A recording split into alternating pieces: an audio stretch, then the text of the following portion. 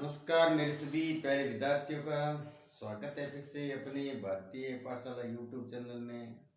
मैं आप सभी विद्यार्थियों का शिक्षार्थियों का अपने तहे दिल से आभार व्यक्त करता हूँ। आप हमारी कक्षाओं का निरंतर अध्ययन करें और कुछ सीख रहे हैं।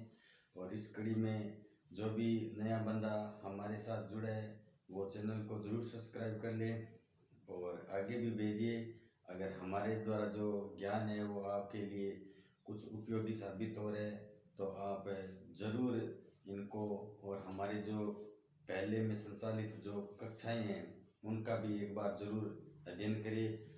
हम हिंदी सामान्य व्याकरण में छंद के बारे में अध्ययन करें। इससे पूर्व में हमने संधि समास जो विभिन्न व्याकरण के प्रकरण हैं उन सभी का हमने अध्ययन कर लिया है।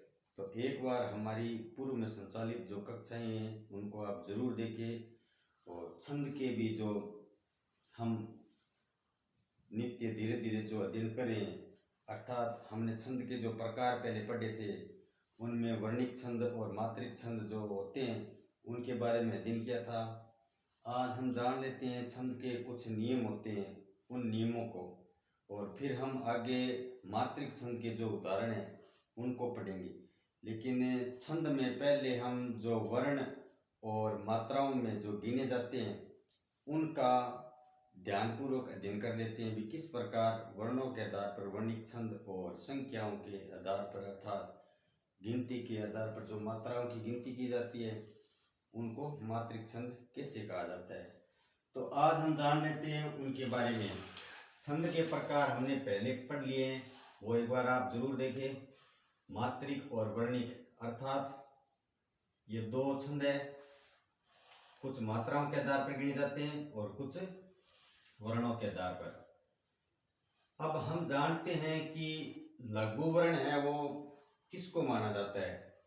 तो ये आप वर्ण को आपने पढ़ा है, वर्ण जानते हो जिसके और अधिक टुकड़े नहीं किए जा सके। तो आज हम जानते हैं ह्रस्व। ह्रस्व स्वर होता है छोटा अक्षर, एक मात्रा वाला वर्ण ह्रस्व होता है, इसे लघु कहते हैं, अर्थात लघु वर्ण भी कहते हैं। क्या कहते हैं? लघु वर्ण भी कहते हैं। जैसे ए, ये बिना मात्राओं के, ई उ री क, इसमें एक मात्रा लगी हुई है, कु ग च आदि लघु, और इनका चिन्ह है ये। इस प्रकार ये कौन से अक्षर है? लघु। तो हम अच्छी तरह से जानेंगे जो एक मात्रा वाले वर्ण होते हैं वो ह्रस्व स्वर होते हैं अर्थात लघु वर्ण होते हैं। अब गुरु कौन से होते हैं? गुरु दो मात्राओं वाले या संयुक्त वर्ण, जो संयुक्त वर्ण होते हैं अक्षय त्रय ज्ञ वर्ण दीर्घ होता है या दीर्घ, उसे गुरु कहते हैं। जैसे आ, बड़ी, बड़ाऊ, ए, ऐ, ओ, औ, कंग, खंग आदि गुरु का चिन्ह होता है ये। छंद में जब हम पढ़ेंगे जो अंत में लघु और गुरु होते हैं या दो वर्णों वाले उनको हम गुरु में गिनेंगे और एक वर्ण वाले हैं उनको हम लघु में गिनेंगे। जब हम छंद पढ़ेंगे तो इनका एक बार विश्लेषण जरूर करेंगे, वहां पर आपको बताएंगे कि किस प्रकार लघु है और गुरु है।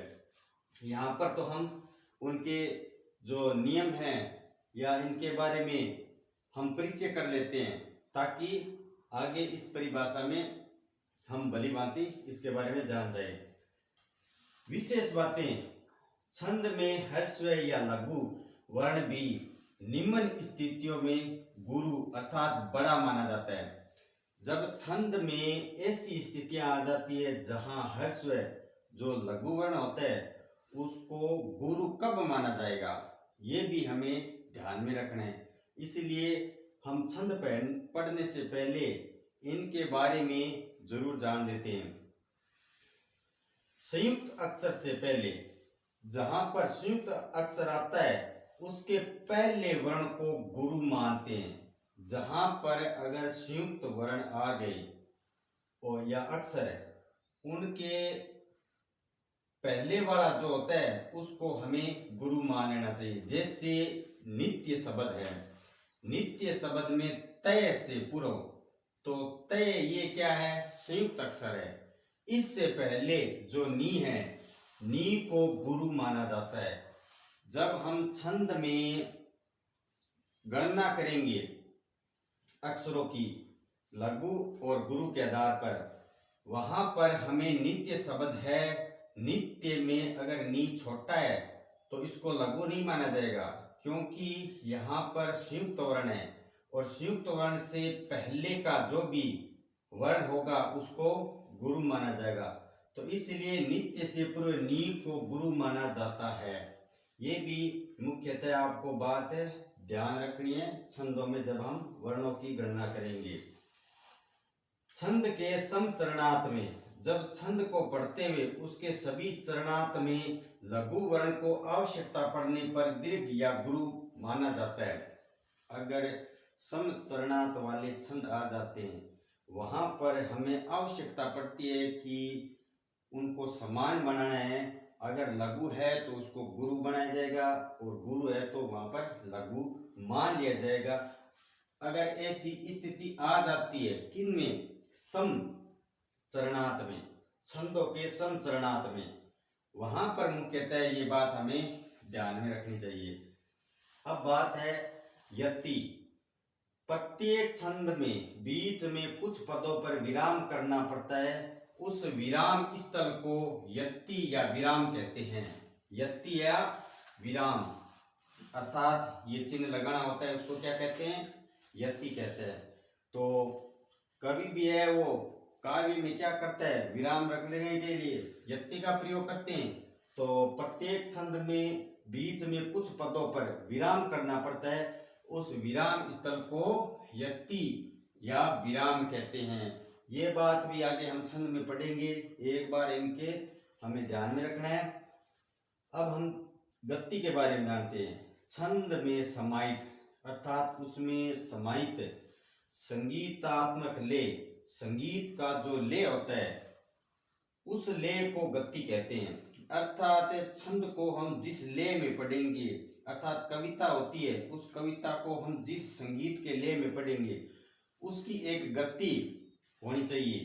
तो उस ले को क्या कहते हैं, गति कहते हैं। गति उचित विधान न होने से गति भंग दोष आ जाता है।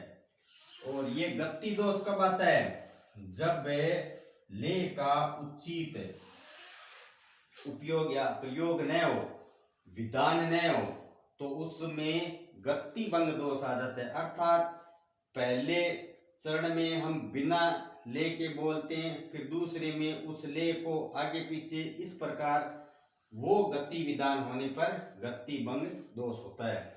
आगे जानते हैं हम तुक के बारे में।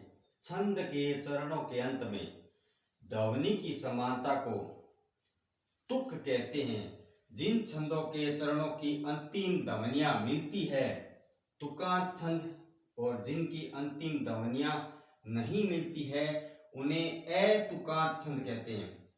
तुकांत और अतुकांत, इसका आशय ये हुआ कि छंद के चरणों में अंत में जैसे बनाई, गई, लाई, इनमें जो समानता वाले शब्द आते हैं वो तो होते तुक। जिनमें समानता नहीं होती है वो क्या कहलाएंगे, अतुकांत वाले। ये भी हम जब छंद में पढ़ेंगे इनके बारे में फिर से ध्यान पूर्वक इन्हीं चीजों को लिखकर छंद में बताया जाएगा। तो यहाँ पर असमानता है, यहाँ पर यति है, यहाँ पर ये गति है। आगे अध्ययन करते हैं हम पद व्यापार। प्रत्येक छंद में प्राय 4 मुख्य भाग होते हैं। कितने होते हैं, 4 तो मुख्य भाग होते ही हैं, जो नियमानुसार निश्चित विरामों से अलग किए जाते हैं।